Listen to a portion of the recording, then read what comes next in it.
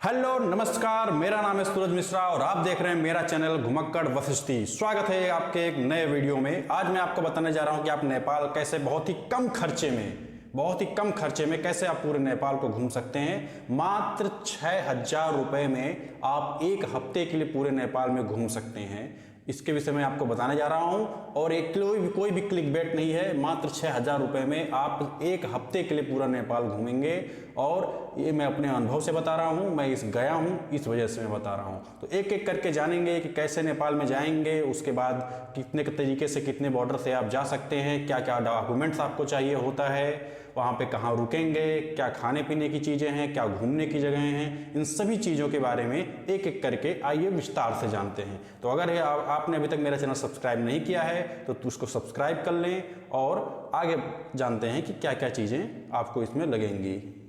तो सबसे पहले तो बात यही आती है कि नेपाल पहुंचे कैसे। तो नेपाल पहुंचने के लिए इंडिया से अलग अलग बॉर्डर हैं, जैसे उत्तराखंड का अलग बॉर्डर है, बिहार में बॉर्डर है, उत्तर प्रदेश में बॉर्डर है और नॉर्थ ईस्ट में भी बॉर्डर है।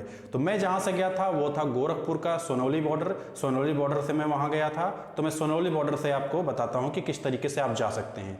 तो जाने के लिए बहुत सारे रास्ते हैं। बाई एयर जा सकते हैं, बाई रोड जा सकते हैं। Most of the people by road prefer करते हैं। बाई अगर एयर आपको जाना हो तो आप नियरेस्ट एयरपोर्ट या तो लखनऊ आ सकते हैं या तो गोरखपुर आ सकते हैं। वहाँ से आप काठमांडू के लिए सीधे फ्लाइट है, वहाँ आप जा सकते हैं। अगर आपको बाई रोड जाना है तो आपको सोनौली बॉर्डर आना पड़ेगा। सोनौली बॉर्डर अगर आप उतना जानते हैं तो गोरखपुर, आप समझिए गोरखपुर कहीं से भी आपको हो तो आपको गोरखपुर आना पड़ेगा।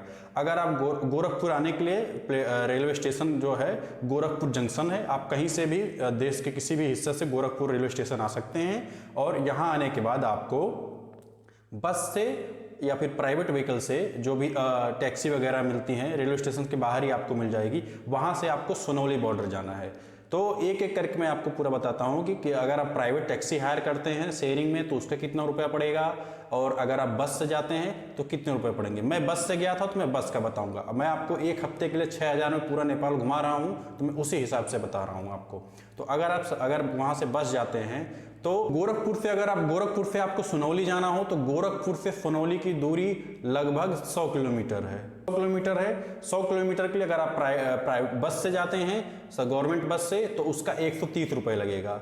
अगर रेट तो ऊपर नीचे कुछ हो गया हो तो मैक्सिमम आप 150 मान के चलिए। 150 के में आप जो है गोरखपुर से सोनौली पहुंच जाएंगे। अगर आप यही स्टेशन के बाहर बहुत सारी डिजायर वगैरह खड़ी रहती हैं, अगर आप उनसे शेयरिंग में जाएंगे तो आप 300 रुपये में वहाँ पे पहुँच जाएंगे आराम से। सोनौली पहुँचने के बाद सबसे पहले आप जब सोनौली से नेपाल में एंट्री करते हैं तो हो सकता हो कई बार आपसे कुछ डॉक्यूमेंट्स वगैरह मांगे जाएं, जिसमें आधार कार्ड या अन्य चीज़ें आप दिखा सकते हैं। बट जब मैं गया था तो मुझसे तो कुछ भी नहीं मांगा था, कोई भी चेकिंग नहीं हो रही थी। इसका ये भी रीजन हो सकता है कि बहुत सारे लोग वहाँ बॉर्डर से नेपाल के लोग इधर भारत में आते रहते हैं, इंडिया के लोग जो है नेपाल में जाते रहते हैं, तो इस वजह से नहीं चेक हुआ हो। तो मेरा तो नहीं चेक हुआ था, बट मेक श्योर कि आप अपने साथ कोई ऐसे ID जरूर लेके जाएँ जिससे कि अगर वो आपसे मांगते हैं तो आप वहाँ पर उनको दे सकते हैं। तो यहाँ से समझिए हम नेपाल में एंट्री कर चुके, नेपाल बॉर्डर में इंटर कर चुके। अब नेपाल बॉर्डर में इंटर करने पे ही 2 काम आपको जरूर करने होंगे। सबसे पहला काम है कि आपको नेपाल का एक सिम लेना है, क्योंकि जो आपका इंडियन सिम रहेगा वो जैसे ही नेपाल बॉर्डर में आप 2 से 2.5 किलोमीटर अंदर जाएंगे उसके बाद वो काम करना बंद कर देगा। 2 से 2.5 किलोमीटर तो काम करेगा बट उसके बाद वो बंद कर देगा। इसीलिए सबसे पहले आपको एक नेपाली सिम जो है वहाँ आके लेना पड़ेगा। वहाँ नेपाली सिम आपको या बॉर्डर से भी ले सकते हैं या तो थोड़ा शहर के अंदर जाएं तो वहाँ से भी ले सकते हैं। मैंने जो सिम लिया था वो वहीं बॉर्डर के पास से ही लिया था, तो वो मुझे लगभग 300 रुपये का पड़ा था और 100 रुपये का मैंने उसमें रिचार्ज कराया था और 1 हफ्ते की वैलिडिटी थी और 1 GB पर डे मुझे डेटा मिल रहा था। तो मैंने वही नेपाल से लिया था। तो ये पहला काम हो गया जो आपको नेपाल बॉर्डर में इंटर करने पर सबसे पहला काम करना पड़ेगा। दूसरा काम आपको क्या करना पड़ेगा कि जैसे ही आप नेपाल बॉर्डर में इंटर करोगे आपको करेंसी एक्सचेंज करना होगा। और करेंसी एक्सचेंज के बहुत सारे काउंटर वहीं नेपाल बॉर्डर पे ही आपको मिल जाएंगे। सब जगह लगभग जो आपको कन्वर्जन रेट है करेंसी का वो सेम ही मिलेगा। अगर आप वहाँ कन्वर्जन रेट जो चलता है, अगर एक इंडियन रुपी जो है 1.6 नेपाली रुपए के बराबर है।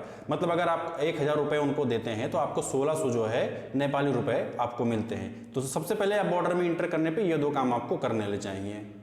तो नेपाल बॉर्डर में इंटर करते ही आपने दो काम कर लिया। सबसे पहला काम आपने सिम ले लिया, दूसरा काम आपने करेंसी एक्सचेंज कर लिया। अब बात आती है कि नेपाल बॉर्डर में जैसे आप सुनौली से बॉर्डर में इंटर किए, आप दो जगह जा सकते हैं। दोनों का अलग अलग रूट है, अलग अलग बसें जाती हैं। पहला काठमांडू जा सकते हैं, दूसरा पोखरा जा सकते हैं। तो मैं वहां से पोखरा गया था, तो मैं पोखरा का आपको बता रहा हूँ। सबसे पहली बात यह है कि आप ये जान लें कि बॉर्डर आप 10 बजे रात से पहले पहुंच जाएं, क्योंकि 10 बजे से लेकर सुबह तक जो है बॉर्डर लगभग क्लोज हो जाता है। तो 10 बजे रात से पहले ही आप जो है वहां पे पहुंच जाएं। दूसरी बात जो है कि तो सुनौली से आपको जो है पोखरा जाने के लिए जो वहाँ पे बसें मिलेंगी वो शाम के 4 बजे के बाद ही मिलेंगी आपको बसें। तो अगर आप 4 बजे से पहले पहुँच जाते हैं तो आपको 4 बजे तक वेट करना ही पड़ेगा, 4 बजे के बाद ही आपको बस मिलेगी। तो रेयर केस में 4 बजे के पहले मिल सकती है, बट मोस्टली 4 बजे के बाद ही मिलती है। तो सुनौली से जो पोखरा की दूरी है वो 185 किलोमीटर है, और 185 किलोमीटर का अगर आप नॉन एसी बस से जाते हैं तो उसका किराया आपको लगभग 550 रुपये पड़ेगा। और अगर आप यही जो इंडियन करेंसी में मैं बता रहा हूँ 550 रुपये पड़ेगा। और अगर आप मान लिए जाते हैं एसी वाले से, तो एसी वाले में आपको यही किराया लगभग 750 रुपये पड़ेगा। तो इस तरीके से आप सुनौली से जो है पोखरा जा सकते हैं। उसके बाद अगर मान लीजिए आप पोखरा चले जाएं, पोखरा पहुंचने के बाद तो अब मान लीजिए पोखरा आप चले गए, पोखरा पहुंच गए, मान लीजिए शाम को गए तो लगभग मान लीजिए सुबह तक आप पोखरा पहुंचेंगे। तो अगर मान लीजिए आप पोखरा पहुंच गए, पोखरा पहुंचने के बाद आप सबसे मेन बात है स्टे का, कि आप रहेंगे कहाँ। तो रहने के लिए हम बहुत दो ऑप्शन है। सबसे पहले तो होटल है और दूसरा है हॉस्टल। तो अगर आप सोलो जा रहे हैं या अपने किसी फ्रेंड सर्कल के साथ जा रहे हैं तो मैं तो आपको रिकमेंड करूंगा कि आप हॉस्टल्स में ही रुकें। हॉस्टल्स में इसलिए मैं बोल रहा हूँ क्योंकि हॉस्टल सबसे पहली बात तो पर बेड के हिसाब से डॉर्मेट्री होती है, सस्ता मिलता है, और जो है वो आपको सस्ता पड़ेगा। और आप दोस्त वगैरह के साथ जा सकते हैं तो प्राइवेसी की भी उतनी खास वो नहीं रहेगी, तो आप वहाँ पे आराम से रह सकते हैं। हॉस्टल का एक और फायदा है कि वहाँ पे बहुत सारे कल्चर के अलग अलग लोग मिलते हैं, वो आपस में पूरा एक अलग तरह का कल्चर रहता है, बातचीत भी आप उनसे कर सकते हैं, तो इंटरेक्शन ज़्यादा होता है और लोगों से। तो इस तरीके से आप हॉस्टल अगर आपको लेना है तो ये सारी बेनिफिट रहेंगे। दूसरा, अगर आप फैमिली के साथ जाते हैं तो आपको प्राइवेसी चाहिए तो आप होटल बुक कर सकते हैं। मैं जहाँ रुका था मैं तो हॉस्टल में ही रुका था। पोखरा यूथ हॉस्टल करके है, ये जो वहाँ की फेवा लेक है उसी के पास में ही लगभग पड़ता है। मोस्टली सारे आपको जो रुकने के डेस्टिनेशन होंगे, होटल्स होंगे, हॉस्टल्स होंगे, वो फेवा लेक के आसपास ही मिल जाएंगे। फेवा लेक बहुत पॉपुलर डेस्टिनेशन है वहाँ का, वहाँ पे बहुत सारे लोग जाते हैं, उसके बारे में भी अभी आपको बताएंगे। तो मैं पोखरा यूथ हॉस्टल में रुका था। वहाँ रुकने का मेरा जो सबसे पहली बात है कितना मेरा पैसा लगा था, तो फेवा पोखरा यूथ हॉस्टल में रुकने का मेरा 200-250 रुपये पर डे के हिसाब से लगा था, और उसमें ब्रेकफास्ट भी इंक्लूड था। तो मैं वहाँ 2 दिन रुका था, तो मेरा लगभग 500 रुपये वहाँ रुकने का लग गया था हॉस्टल में। तो उसके बाद जब वहाँ से अब बात आती है, अगर आप पोखरा पहुँच गए तो पोखरा में क्या क्या चीज़ें आप घूम सकते हैं, तो एक एक करके बताते हैं। तो सबसे पहली बात तो पोखरा में अब जैसे नाइट लाइफ पोखरा की बहुत अच्छी मतलब फेमस है, लाइटिंग वगैरह बहुत अच्छी। आप सड़कों पे निकल जाएंगे रात में तो बहुत अच्छा लगता है वहाँ पे देखने में, आप बस घूमते ही रहो। और तो नाइट लाइफ आप एंजॉय कर सकते हो। उसके अलावा डे में आप क्या कर सकते हैं, तो डे में आप वहीं पे पास में फेवा लेक है, फेवा लेक में जाने के बाद आप 2-3 चीज़ें कर सकते हो। सबसे पहले बात तो आप बोटिंग कर सकते हो। बोटिंग का चार्ज जो मैं आपको बता दे रहा हूँ, बोटिंग अगर मान लो जो आप शेयरिंग में जाते हो, मान लीजिए कुछ कई लोग ग्रुप जा रहे हैं, उसमें से आप मान लो सोलो गए तो उसमें से आप भी उसमें एडजस्ट हो जाना, तो लगभग 125 से 130 रुपये आपका पड़ेगा बोटिंग का, इंडियन करेंसी में बता रहा हूँ। तो आप वहाँ पे जाके बोटिंग कर सकते हैं। बोटिंग के बाद और वहाँ पे और भी एक्टिविटी, जैसे आप थोड़ा दूर पे जाएंगे तो पैराग्लाइडिंग है। पैराग्लाइडिंग मैंने नहीं किया था, बट अगर आपको करना है तो मैं रेट, क्योंकि उससे फिर बजट हाई हो जाता। पैराग्लाइडिंग का मैं बता दे रहा हूँ कि पैराग्लाइडिंग आप करेंगे तो लगभग आपका 2100 से 2500 रुपये इंडियन करेंसी में आपका पड़ जाएगा, जो कि काफ़ी डिसेंट है। अगर आप करना चाहें तो आप कर सकते हैं। तो ये 2 चीज़ें मैंने आपको बता दी जो कि आप वहाँ पे कर सकते हैं। बाकी आसपास की और चीज़ें अगर आपको घूमने के लिए जाना हो तो वहाँ पे पीस पैगोडा है, जो कि ट्रैक करके जाया जाता है, जो गौतम बुद्ध जी के वहाँ पे बड़ी सी एक मतलब प्रतिमा बनी हुई है, तो पीस पैगोडा आप जा सकते हैं। और वहाँ पे गुप्तेश्वर महादेव का एक केव है, गुप्तेश्वर महादेव गुफा है, वहाँ पे वो बहुत ही अच्छा है, वहाँ पे आप जाएंगे तो बहुत अच्छा आपको लगेगा, वहाँ पे आप जा सकते हैं। उसके अलावा अगर जो आपको जाना हो तो आप डेविस वाटरफॉल जा सकते हैं, जो वहीं से थोड़ी दूर पे है डेविस वाटर। और ये सब मतलब बहुत कम रेंज में है, तो अगर आप थोड़ा बहुत पैदल चलना मतलब चल सकते हैं तो आपको कोई मतलब पब्लिक ट्रांसपोर्ट करने की ज़रूरत नहीं है। तो ये आप डेविस वाटरफॉल जा सकते हैं। उसके बाद अगर मान लीजिए अगर आपको मान लीजिए पैदल नहीं चलना है, आपको स्कूटी हायर करनी है, बाइसिकल हायर करनी है, तो बाइसिकल का जो रेंट है वहाँ पे लगभग 200 से 300 नेपाली रुपए पर घंटे के हिसाब से है। बट अगर आप जिस हॉस्टल में रुके हैं अगर उससे आप बात कर सकते हैं तो आपको 500 नेपाली करेंसी में आपको पूरे दिन के लिए अरेंज करा सकता है वो बाइसिकल।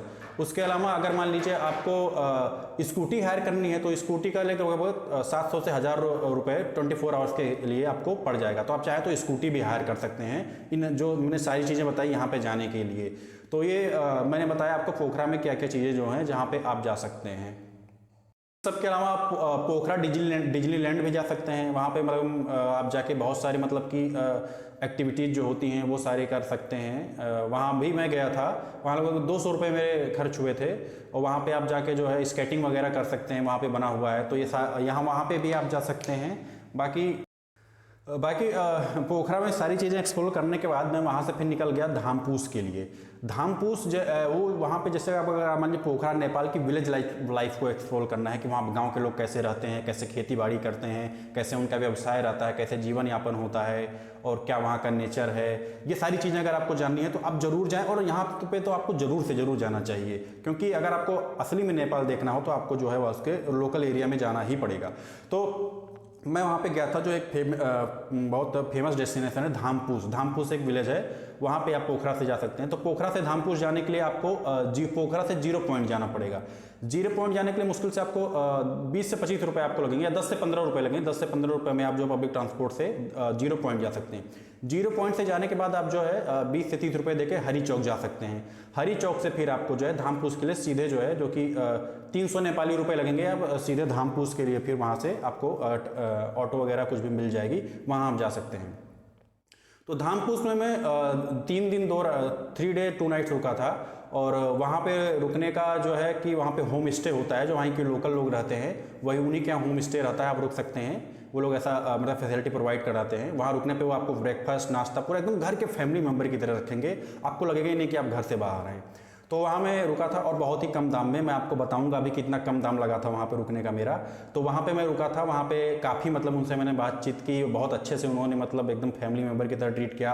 उसके बाद मैं वहाँ से वहाँ से जाने के बाद आप ट्रैक भी कर सकते हैं। कई सारे ट्रैक रेंज हैं, जैसे अन्नपूर्णा रेंज है, ऑस्ट्रेलियन बेस कैंप है। तो मैं जो वहाँ पे पास में था, जो धामपूस से पास में पड़ता है, वो ऑस्ट्रेलियन बेस कैंप पर पड़ता है और सबसे छोटा जो ट्रैक है यही है।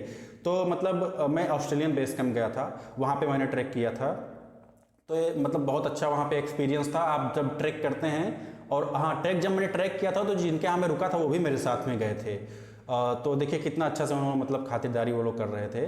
तो वहाँ पे मैं रुका था। उसके बाद जो है वह ट्रैक करने के बाद जो रास्ते के सारे नज़ारे होते हैं बहुत ही अच्छा लगता है आपको, मतलब वो मैं मतलब बता नहीं सकता हूँ। वहाँ आप जाओगे तो आपको खुद मालूम चलेगा। और सबसे अच्छा जाने का मौसम जो रहता है, आप जो है अप्रैल तक जा सकते हैं, मई तक जा सकते हैं। टेम्परेचर लगभग वही मैक्सिमम 22 से 25 तक रहता है, मिनिमम जो है 18-15 ऐसा रहता है। तो बहुत अच्छा रहता है वहाँ पे ये मौसम जाने का। तो वहाँ पे मैंने गया। तो अब मैं बताता हूँ आपको कितना कम रुपया मेरा लगा था वहाँ पे होम स्टे में। तो मैं 3 दिन में रहा था और 3 दिन का मेरा जो सिर्फ लगा था मतलब 1500 रुपये सिर्फ लगे थे। 1500 रुपये इंडियन में बता रहा हूँ आपको, 1500 रुपये लगे थे। और उसमें उनके यहाँ रहना खाना, इतनी अच्छी खातिरदारी, ये सारी चीज़ें थी उनके। और वो मेरे साथ में ट्रैक पे भी गए थे, बताइए साथ में। तो 1500 रुपये में आपको मतलब बहुत ही अच्छा वहाँ पे मिल जाता था। वहाँ पे अब मैं आपको जो है टोटल जो है पूरा वो सारा बता देता हूँ कि मेरा कितना कितना खर्चा लगा था, जिससे आपको एक आइडिया लग जाएगी कैसे कम खर्चे में, मतलब 6000 में जो है आप मतलब एक हफ्ते पूरा मतलब मैंने स्टे किया था। अब ओवरऑल सभी खर्चे के बारे में बताते हैं। तो सोनौली से पोखरा जाने में मेरे 3 तरह के खर्चे हुए। पहला ट्रांसपोर्ट का खर्चा, दूसरा मैंने सिम लिया उसका खर्चा, तीसरा जब मैंने डिनर किया उसका खर्चा। तो ये मिला के मेरा वहाँ पे 1200 रुपये हुआ है। अगला स्टेप आता है कि वहाँ जाने के बाद स्टे, और वहाँ पे 3 दिन में स्टे किया पोखरा में। उसके बाद वहाँ पे मैं रहा, तो रहने का और खाने का मेरा 600 पर डे के हिसाब से, सारा मैं इंडियन रुपये में बता रहा हूँ, 600 पर डे के हिसाब से 3 दिन का 1800 हुआ, 1800 रुपये। तो 1800 और 1200 ये हो गए 3000 रुपये, 3000 रुपये हो गए। उसके बाद जो है मैं वहाँ पे मैंने साइकिलिंग और जो है मैं बताया था आपको बोटिंग की थी, तो उसका हम 500 रुपये मिला लीजिए, तो 3500 रुपये हो गए। टोटल 3500 रुपये हो गए पोखरा तक के। अब पोखरा से मैं आगे धामपूस के लिए 3 दिन के लिए वहाँ पे गया था।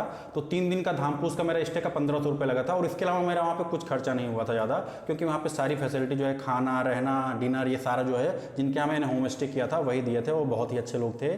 तो वहाँ पे 1500 रुपये मेरे खर्चे हुए। तो ये आपके टोटल मतलब कि 3500 वो और 1500 ये, तो 5000 ये हो गए। 5000 मतलब टोटल मेरे खर्चे हो गए। उसके बाद मैं वापस आया नेपाल से इंडिया, 1000 रुपये उसमें मान लीजिए, तो टोटल 6000 में मतलब मैंने पूरा 1 हफ्ते के लिए नेपाल का टूर पूरा विजिट कर लिया। तो उम्मीद है कि ये सारी जानकारी मैंने आपको अच्छे से दी होंगी, और अगर आप नेपाल अगर जाते हैं तो उम्मीद करता हूँ ये सारी जानकारी आपको अच्छी लगी होगी, कैसे क्या क्या सारी चीज़ें होती हैं। तो अगर आपको सारी जानकारी अच्छी लगी हो तो वीडियो को और लोगों तक पहुँचाइए जो नेपाल जाना चाहते हैं या नेपाल जाके होके भी आए हैं। तो बाकी ऐसे ही किसी अगले वीडियो में मिलते हैं। बाकी मैं नेपाल का अगला ट्रिप भी जल्दी ही, अगर ऊपर वाले चाहे तो जल्दी ही प्लान कर रहा हूँ जाने के लिए। तो अगर आपको ये जानकारी मेरी अच्छी लगी हो तो मेरे चैनल को सब्सक्राइब करिए और इस वीडियो को बाकी लोगों तक भी पहुंचाइए। और अगर आप मेरी ऐसी वीडियो और देखना चाहते हैं तो मेरे चैनल को सब्सक्राइब करिए, लाइक करिए और दूसरे तक भी शेयर करिए। मिलते हैं ऐसे ही किसी अगले वीडियो में, तब तक के लिए नमस्कार, धन्यवाद।